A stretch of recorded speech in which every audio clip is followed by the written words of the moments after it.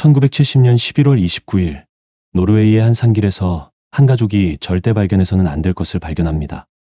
그날 한 남자와 두 딸은 베르겐 근교에 올리켄 산북쪽을 걷고 있었습니다. 사람들이 자주 오가지 않는 작은 언덕이었고 주변에는 바위가 이어진 굴절기가 있었습니다. 차가운 공기, 조용한 산길, 인기척 없는 골짜기.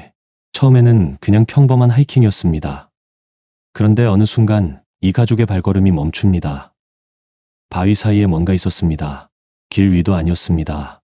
쉼터도 아니었습니다. 누군가 잠시 앉아 쉬다 갈 만한 자리도 아니었습니다. 그것은 마치 사람들의 눈에 쉽게 띄지 않도록 바위 사이에 놓인 것처럼 보였습니다. 가까이 다가갔을 때 그들은 알게 됩니다. 그곳에 있던 것은 사람이었습니다. 여성의 시신이었습니다. 시신은 일부가 불에 탄 상태였고 바위 사이에 숨겨진 듯 놓여 있었습니다. 그곳은 이스달렌 골짜기, 사람들 사이에서는 죽음의 골짜기라고도 불리던 장소였습니다. 가족은 곧바로 시내로 돌아가 경찰에 신고했습니다. 신고를 받은 경찰은 법의학자와 경찰견을 데리고 다시 그 골짜기로 들어갔습니다. 처음에는 산속에서 일어난 사망 사건처럼 보였습니다. 사고였을 수도 있고 스스로 목숨을 끊은 사건처럼 보였을 수도 있습니다. 하지만 현장을 살피기 시작하자 그 생각은 오래가지 못했습니다. 시신 주변에는 분홍색 수면제가 있었습니다. 도시락이 있었고 술병도 있었습니다. 휘발유 냄새가 나는 플라스틱 병 2개도 발견됐습니다. 그리고 은색 숟가락 하나가 놓여 있었습니다. 그런데 그 숟가락에는 원래 있어야 할 표시가 지워져 있었습니다. 조금 떨어진 곳에서는 불에 탄 여권도 발견됐습니다. 여권은 사람의 이름을 말해주는 물건입니다. 국적을 보여주고 어디에서 어디로 이동했는지 알려주는 가장 확실한 단서입니다. 하지만 그 여권은 이미 아무것도 말해줄 수 없는 상태였습니다. 불에 타 있었습니다.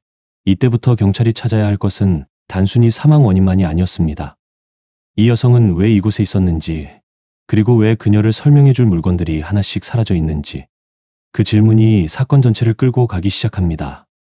부검 결과 여성의 사인은 일산화탄소 중독으로 확인됐습니다. 불과 관련된 사망이라는 점만 보면 현장 모습과 어느 정도 맞아 보였습니다. 그런데 위장 속에서 수면제가 무려 50알이나 발견됩니다. 50알입니다. 그 많은 수면제가 몸속에 있었지만 수면제는 녹지 않은 상태였습니다. 직접적인 사망 원인으로 단정하기 어려운 상태였던 겁니다. 게다가 목에는 타격에 의한 타박상이 있었습니다. 지문은 갈라져 있었습니다. 치아 상태를 확인해 보니 남미에서 치과 진료를 받은 흔적도 있었습니다. 단서가 없는 건 아니었습니다. 하지만 어느 것도 이름으로 이어지지 않았습니다. 경찰은 다시 시신 주변의 물건들을 확인했습니다. 그리고 그곳에서 발견한 것은 단순한 훼손이라고 보기 어려웠습니다. 옷은 불에 타지 않았습니다. 그런데 옷의 상표와 라벨은 모두 뜯겨 있었습니다. 물건에 남아있어야 할 햇마크도 사라져 있었습니다. 심지어 플라스틱 병 바닥의 라벨까지 긁혀 제거돼 있었습니다. 누군가 신원으로 이어질 수 있는 흔적을 하나씩 없앤 것처럼 보였습니다. 옷에서 지우고, 병에서 지우고, 숟가락에서 지우고, 여권은 태워버리고 길이 하나씩 끊기고 있었습니다. 그래도 경찰은 포기하지 않았습니다. 시신이 발견된 지 사흘 뒤 처음으로 사건이 풀릴 것 같은 단서가 나옵니다. 베르겐 기차역의 짐 보관소였습니다. 그곳에서 여행 가방 2개가 발견됐습니다. 경찰은 그 가방이 죽은 여성의 것일 가능성이 있다고 보고 안을 확인했습니다. 그리고 한 가방 안에 있던 선글라스에서 여성의 지문을 확보합니다. 보통이라면 여기서 사건은 풀리기 시작해야 합니다. 여행 가방이 나왔고 지문도 나왔습니다. 이름표 하나, 영수증 하나, 편지 한 장만 있어도 단서가 될 수 있었습니다. 그런데 가방 안에는 이름이 없었습니다. 대신 이름을 지우기 위한 물건들처럼 보이는 것들이 들어 있었습니다. 독일 마르크와 노르웨이 크로네, 라벨이 모두 제거된 옷, 처방한 의사 이름과 날짜가 삭제된 연고, 생산 정보가 지워진 머리빗, 가발, 여러 개의 안경, 특이한 이탈리아풍 드레스, 그리고 현장에서 발견된 것과 같은 은색 숟가락. 이건 평범한 여행자의 짐처럼 보이지 않았습니다. 어느 도시를 여행하기 위한 준비물이라기보다 자신의 모습을 바꾸고 흔적을 남기지 않기 위한 물건처럼 보였습니다. 가방 안에는 메모장도 있었습니다. 처음에는 암호처럼 보였습니다. 누가 봐도 바로 알아볼 수 없게 적어둔 기록처럼 보였죠. 경찰은 이 메모가 여성이 방문했던 장소들의 목록이라고 판단했습니다. 이제 수사는 현장에서 벗어나 그녀가 지나온 길을 따라가기 시작합니다. 경찰은 가방 안에서 나온 그림엽서를 따라 한 이탈리아인 사진작가를 찾아갑니다. 그는 이 여성을 만난 적이 있다고 말했습니다. 노르웨이 로엔의 알렉산드라 호텔에서 만났고 함께 저녁 식사를 한 적도 있다고 했습니다. 그 여성은 자신이 남아프리카 공화국의 한 작은 마을 출신이라고 말했다고 합니다. 노르웨이의 아름다운 풍경에 끌려 6개월 전에 왔다고도 했습니다. 여기까지만 들으면 그녀는 여행가처럼 보입니다. 먼 나라에서 온 여성, 노르웨이를 돌아다니며 호텔에 머물던 사람, 풍경을 보고 사람을 만나고 다시 다른 곳으로 이동하던 사람. 하지만 이 설명은 곧 흔들립니다. 목격자들에 따르면 이 여성은 가발을 착용하고 있었습니다. 프랑스어, 독일어, 네덜란드어, 영어를 구사했다고 합니다.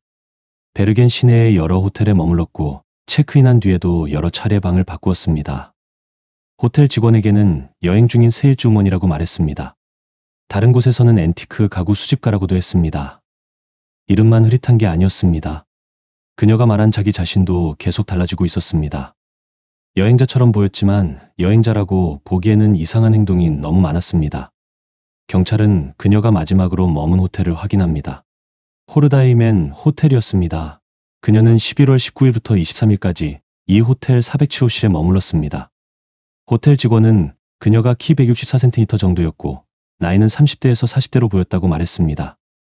외모는 준수한 편이었고 눈은 작은 편이었다고 했습니다. 한 투숙객은 그녀가 특정 담배를 피웠다고도 진술했습니다. 11월 23일 그녀는 호텔에서 체크아웃했습니다. 숙박비는 현금으로 계산했습니다. 그리고 택시를 요청했습니다. 그 다음이 비어 있습니다. 11월 23일부터 시신으로 발견된 11월 29일까지 6일 동안 그녀가 어디에 있었는지 확인되지 않았습니다. 누구를 만났는지, 어디로 갔는지, 무엇을 했는지, 어떻게 이스달렌 골짜기까지 가게 됐는지 아무것도 이어지지 않았습니다. 그 6일은 지금도 비어 있습니다. 그녀는 호텔을 나갔습니다. 택시를 불렀습니다. 그리고 6일 뒤 바위 사이에서 불에 탄 시신으로 발견됐습니다. 그 사이에 무슨 일이 있었는지 아무도 모릅니다. 그런데 여기서 또 하나의 증언이 나옵니다. 한 남성이 몽타주를 보고 경찰을 찾아왔습니다. 그는 11월 24일 친구와 함께 하이킹을 하던 중 이스달렌 골짜기 일대에서 한 여성을 봤다고 말했습니다. 그 여성은 우아한 복장을 하고 있었습니다. 산길을 걷기에는 어울리지 않는 옷차림이었다고 합니다. 그리고 그녀 곁에는 검은 코트를 입은 외국인으로 보이는 남자 2명이 있었습니다. 중요한 건 남자들이 있었다는 사실만이 아닙니다. 그 여성의 표정이었습니다. 목격자는 그녀가 매우 공포에 질린 표정이었다고 말했습니다. 서로 지나치는 순간 여성은 무언가 말하려는 듯 입모양을 움직였다고 했습니다. 하지만 말을 하지 못했습니다. 그녀는 뒤따르는 남자들을 두려워하는 것처럼 보였다고 합니다. 이제 질문은 달라집니다. 그녀는 혼자 그 골짜기에 간 걸까? 스스로 그곳을 선택한 걸까? 아니면 두 곳으로 갈 수밖에 없었던 걸까? 경찰은 그녀가 머물렀던 호텔들을 다시 추적했습니다. 그리고 사건은 마지막으로 더 깊은 곳으로 들어갑니다. 그녀는 호텔에 체크인할 때 여러 여권을 사용했습니다. 하나가 아니었습니다. 2개도 아니었습니다. 최소 8개였습니다. 그런데 문제는 여권이 많았다는 게 아니었습니다. 진짜가 하나도 없었다는 겁니다. 8개의 여권, 여러 이름, 여러 신분, 여러 이동 기록처럼 보였던 흔적들. 하지만 그중 어느 것도 진짜 이름으로 이어지지 않았습니다. 경찰은 인터폴과 공조했습니다. 유럽은 물론이고 북아프리카와 중동까지 확인했습니다. 하지만 어느 나라에서도 그녀를 특정할 수 있는 정보는 나오지 않았습니다. 가방이 발견됐을 때는 이름이 나올 것 같았습니다. 호텔 기록이 나왔을 때는 이동 경로가 잡힐 것 같았습니다.